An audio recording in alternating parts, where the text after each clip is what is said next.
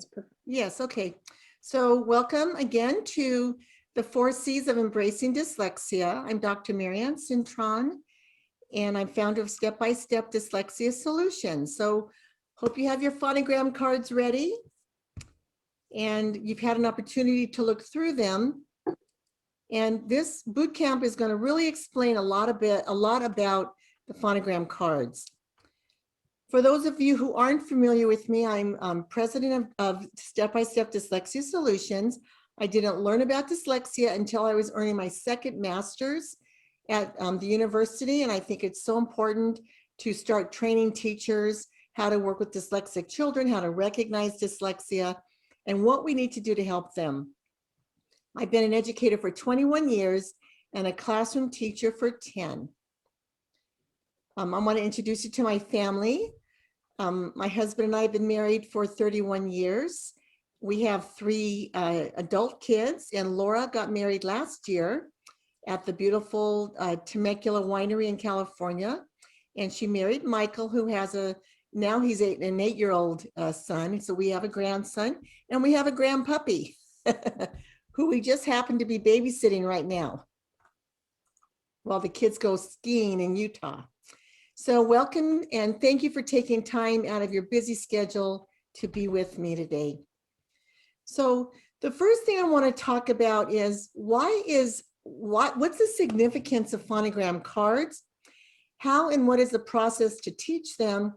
When and how do we know what to teach first? So the significance of the phonogram cards, according to the research, is that it's the first step to helping the child with the sound symbol relationship. And when we share with the student what the letter name is, the letter name, the sound, and then a picture associated with it, that picture is going to help them in their brain. And it's just one of the processes that has been very successful. So it's very interesting to know we weren't born with a reading brain like we were to see and hear, but we were born with the parts of the brain that can work together. And it wasn't until the Industrial Revolution, when the printing press was created, that suddenly dyslexic people started realizing something was wrong because they weren't able to read. But dyslexic people have average to high intelligence. We have a lot of inventors, engineers, and people who are dyslexic. So the process to teach them is going to vary depending on the reading program you're using. So if you're a parent who just wants to have phonogram cards and drill your child with the cards, that's one thing. The order is up to you. But if you're going to be teaching with a program, you want to follow the order that program is recommending. The research shows that students learn different sounds at different rates. And so some programs will bring those sounds in just to learn the consonants. The research shows that students can learn A first, and then when they're learning the other vowels, they should learn E last because they want to separate I and the E. That's pretty much across the board that I've seen. And then in my reading program, because we don't just introduce one sound a session and review it the next session, which many programs do, the students in my step-by-step reading are learning a lot of different sounds. Because it was written with the dyslexic child in mind. A lot of the multisensory reading programs are intended for whole class instruction or at least small group. And when you work with dyslexics, you have to work with them one-on-one.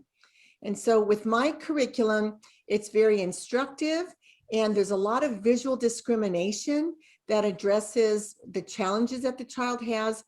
And so my phonograms are introduced in the order that they're going to be introduced to them in my reading program.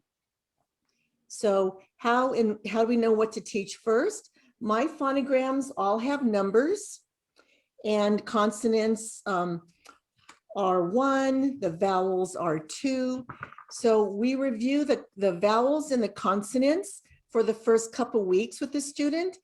And when we first, they should know those letter names and sounds. And I'm going to show you how we do that.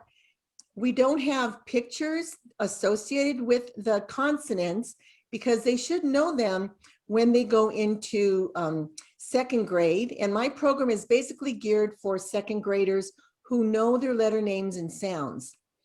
And when you introduce new sounds, you will not have enough time if you keep all the consonants in there.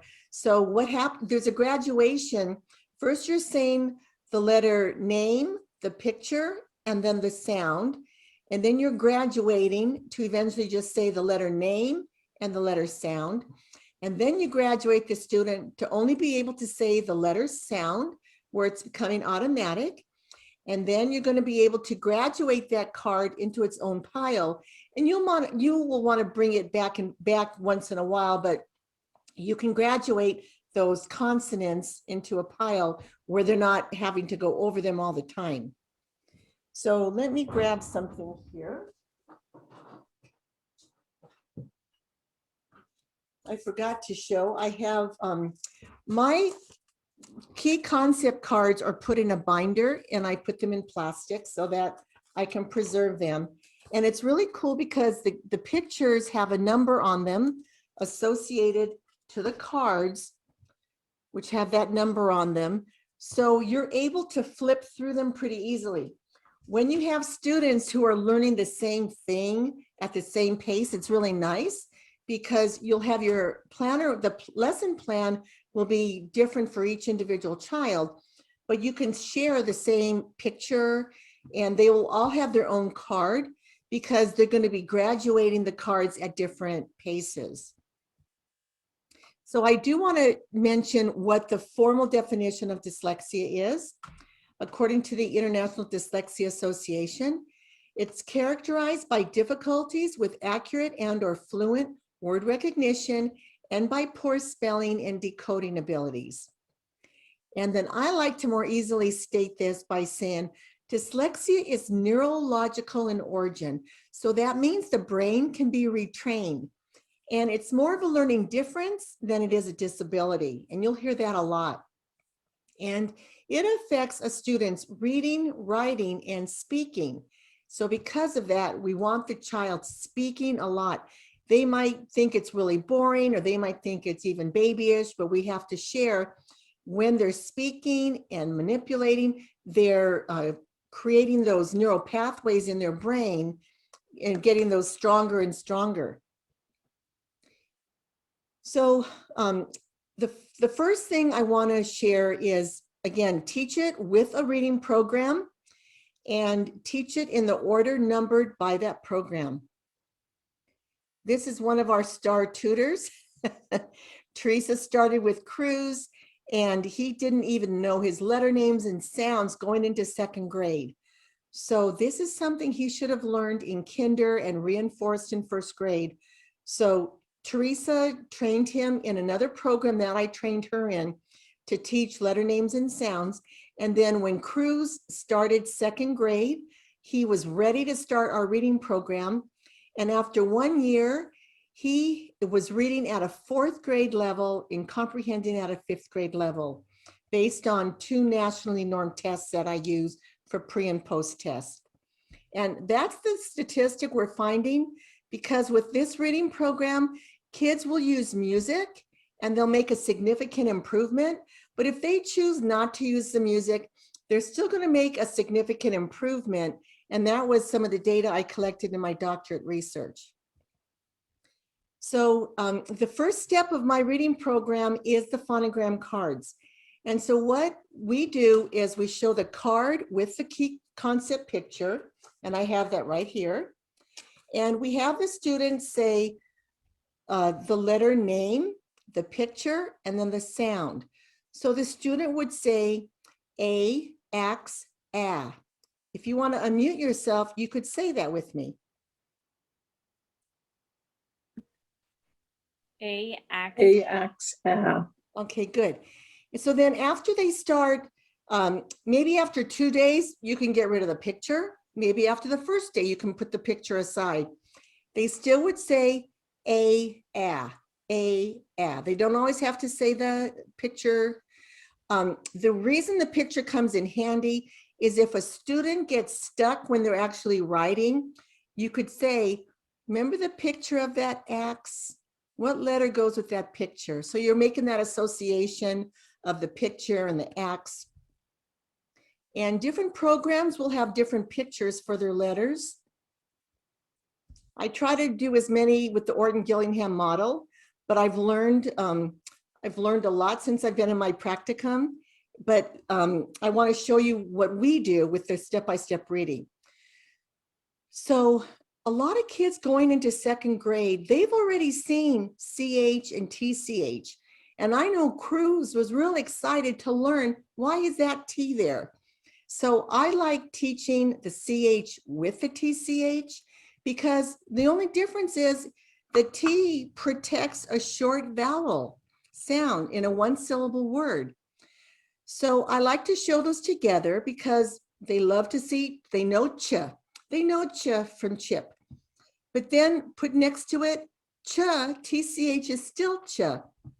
So you'll notice this is card number 4. So this is going to come up pretty much in the beginning. And in the reading program, they're going to see letters without the T and letters with the T. And it's presented side by side, so they'll have a little bit of visual discrimination.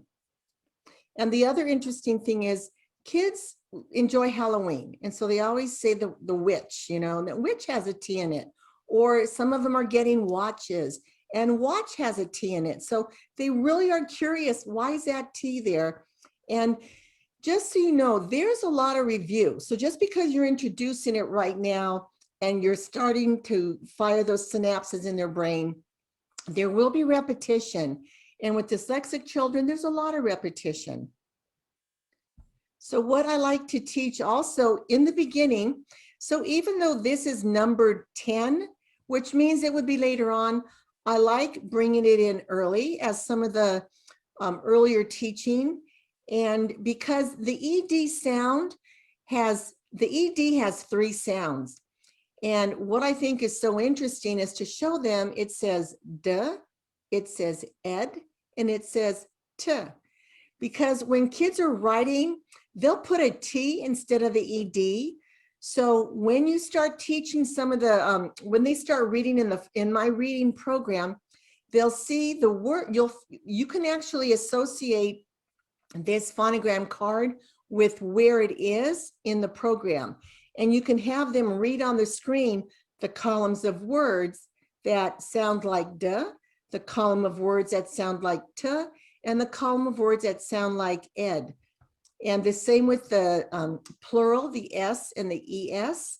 We teach that sometimes the S sounds like Z, and we say boxes or noses, but then there's nose, you know, so it's more of a soft S. And then special cards, we teach these a little bit later, the ing and the A, which is a prefix for about, around. We'll introduce that later. And sometimes if you work with students for about 6 weeks, you may not get to some of the cards, and that's okay. But I want to show you that I have 101 cards. I'm showing, and they're numbered 1 through 19. So in my reading program, I actually talk about the CE, CI, CY, and the GE, GI, GY. I talk about that up front because kids need to know the hard and soft sounds right away. In other reading programs, it might be like a level 2, which is just around the corner. So I don't see any harm with teaching them up front. First, I'll say, let me show you what I do. So we have this card, and I'll show the CE, CI, CY. Well, actually, so there's a couple ways I have them do this. And actually, I let them, you know, I use their information for guidance. So this is, the first thing I want them to learn is C is soft with E, I, and Y. So at first, you can just say, s, s, s, and that they learn that it's soft with E, I, and Y. Then you could show them se is for scent, si for city, si for cycle. And some of them, maybe the older ones, will start saying se, si, si. And we would say CE, scent. So this is the process. CE, scent, se. CI, si, city, si. CY, cycle, psi. So if you imagine this was 3 different cards, I introduced this a couple different times. The first time to show that it's the soft sound. And this is supported with mini lessons that we have. And I'm renaming those to be, okay. My mini lessons are going to be called grammar tricks. So the grammar tricks are going to show CE, CI, CY, and then with the G. So the first thought, C has a hard and a soft sound. Secondly, these are se, and put it with the scent, teach them individually. And you could get a Post-it note and just cover these one at a time. Some students are ready to learn all of them at a time. So you could show the 3 pictures, this with 1 picture, that with another picture, and that with a 3rd picture. And then eventually the pictures go away anyway. So the student will say se, si, si. If they forget this, remind them it's cycle. So that, and then it's the same with the GE. We want them to know a soft and a hard sound. First of all, with the Orton Gillingham model, they want the student to just say J. Even if they see all this, they just say J. They want them to realize that these vowels after them say J. But then you got to put it with the picture. So put a Post-it note over the bottom ones. Show the G is gem, J. The J is, let me get the card out to show you. Gingerbread. We have gingerbread for GI, and we have Jim for GY. So after they see those pictures, maybe 2 days, GE, GI, GY, J, J, J. And, you know, I'm not really rigid if the student always has to say the letter names and sounds for this. You know, see where the student is struggling, and then just reinforce what the student needs help with. Because eventually they're just going to say J, J, J. And what are J, J, J. And what we want is the automaticity. So there are exceptions to the rule, like this could be geyser, right? Where it's a hard G. And you're going to find this could be give. So there are those exceptions to the rule, but we don't talk about them up front. We address those later on. Does that make sense? Thumbs up with that? Okay. So how I've designed these are the whites are the consonants, not only the A through Z, but when we have consonant teams, they're also white. Well, actually, I take that back. In other programs, they might also be white. With mine, I use the rainbow colors, red, orange, yellow, green, blue, purple, because I really wanted to even sort consonant teams separate from different sounds that we're going to talk about. But the green will always be vowels, whether they're A, E, I, O, U, and Y, and then the vowel teams will be green. And then we're going to talk about our controlled vowels, which will be a different color. And we're going to talk about suffixes. And then there are the tricky sounds, which are the floss words, wild old words, and open syllable words. I was never taught this as an early, when I worked with a reading program very similar to mine, I just taught the sounds and the students were making great progress. But what I've been learning through another program that I've been trained in and with Orton Gillingham, there are different ways to teach the tricky sounds, and I'm going to share that with you. So I've, again, coordinated my cards to be red, orange, yellow, green, blue, purple. And someone even asked me, what if the kids are colorblind and they don't like the colors? Well, the teacher can print these out with black and white. That is okay. We do like to have at least the vowel a different color. So first I want to talk about the phonogram cards. It's very interesting to me that the G and the C change their sound when they have E, I, and Y. So the K has a special relationship with E, I, and Y. We only have K with E, I, and Y. So that's one of these cards. And again, I'll show the key concept card with it. And then if you want to take out your own phonogram cards, go ahead and separate the three that have the KE, the KI, the KY. And remember, this is further explained in mini lesson 1, or it's called the grammar tricks, number set 1.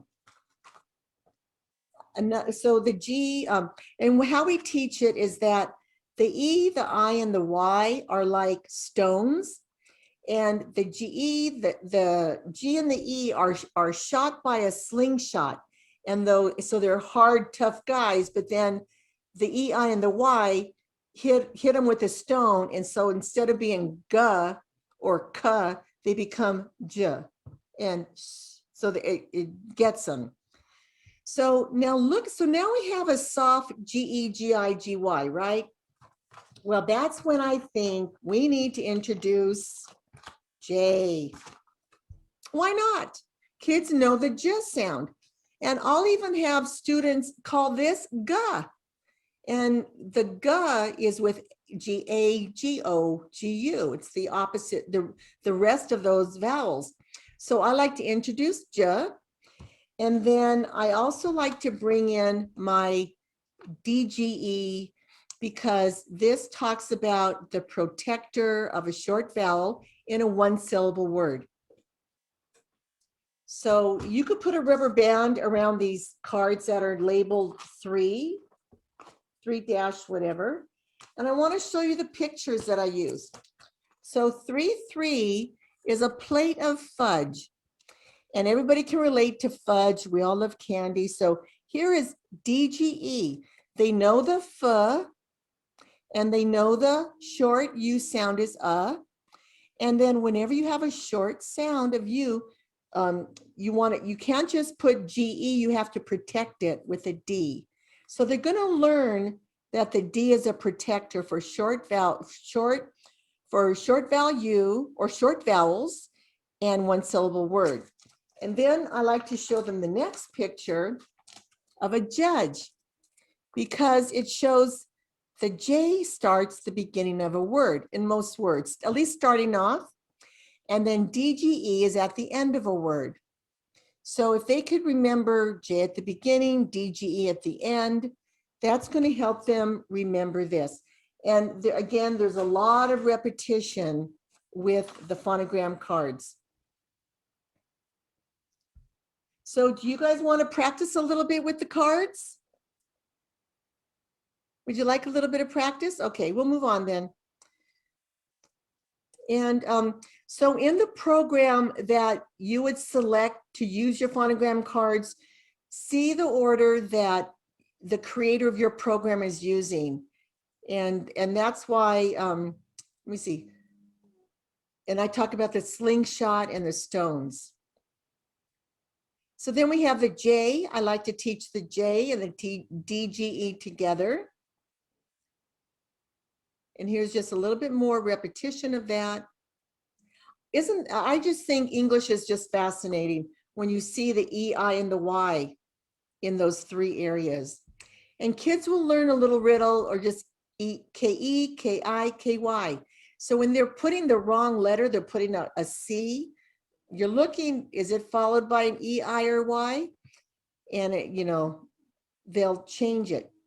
So after reviewing the word, then you're looking for the automaticity, and then that card can be set aside for a while.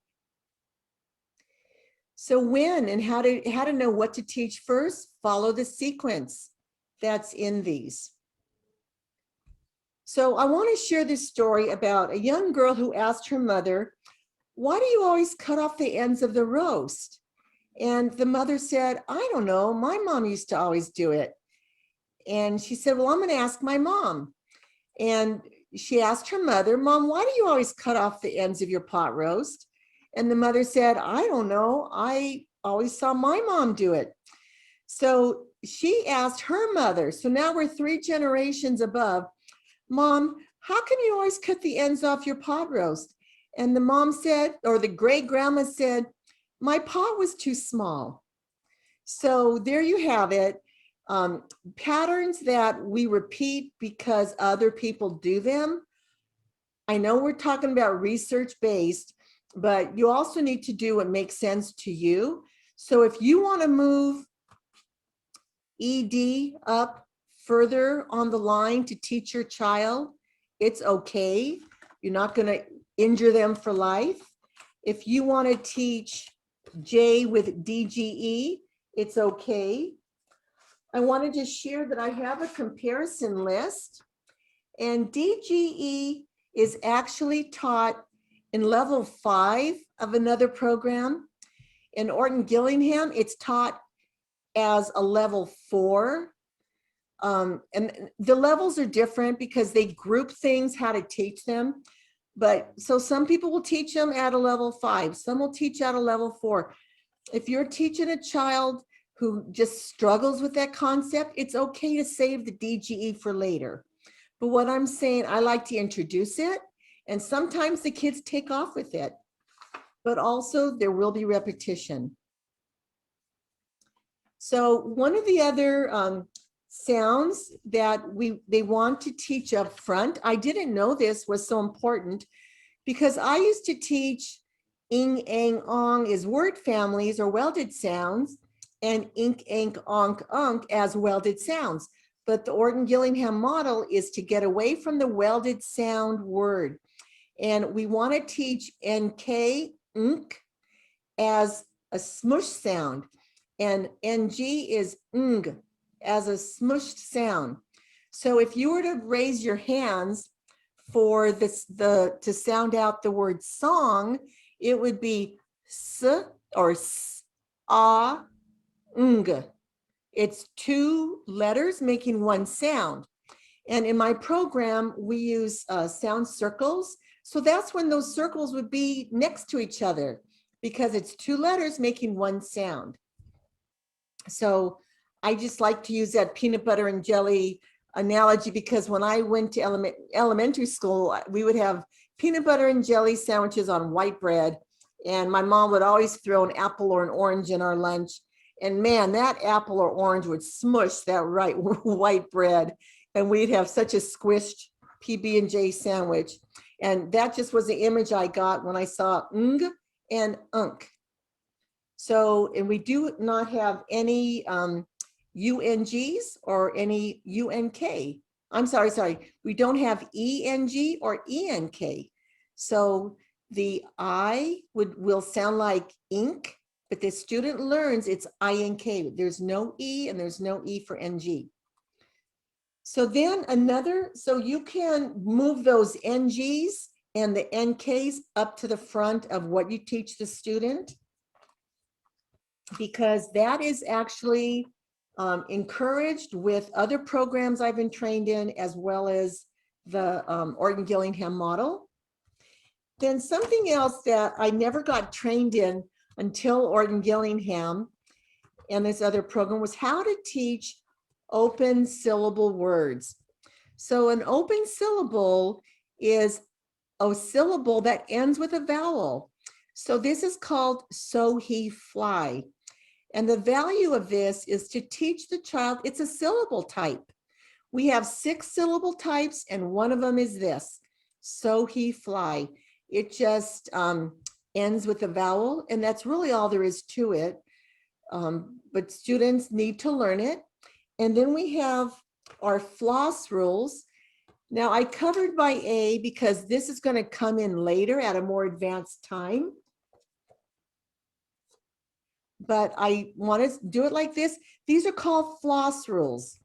So these are not a syllable type. They're just a spelling rule that when you have a short vowel with a one syllable word, it's going to end in a double F or a double L and a double S. And I don't have double Z because we don't have very many of those, but like the word buzz would have a double Z. So when the student's writing a word and they only put one S, we'll say, remember the floss rule, double S, okay? So that's important to teach towards the beginning, not necessarily the first even 3 or 4 weeks, but maybe week 5, you want them to be introduced to the floss rule. So I keep that up front with the ED has 3 sounds rule. And then my so he fly, I keep those ones up front. And then I have my NG. Let me see what I have here. So I have the NG, but I already put the vowels with it. And I do have the key concept cards, the pictures that go with each one of these. And the reason it's purple is I was teaching these closer towards the end, but go ahead and move them up front because kids need to know the NG sound. And then also the ink, ank, and onk. I have these numbered 7, so they're kind of close up front, but you want to teach these pretty much up front. I would say within maybe in the 3rd week. It depends on how many times you're seeing the student. So you're going to go at the pacing. If you saw the student 4 or even 5 days a week, you would bring this up in maybe the 2nd or 3rd week. If you're seeing the student twice a week, maybe 3 days, it's going to take a little longer. And you're always going to go to the mini lesson or the grammar tricks to reinforce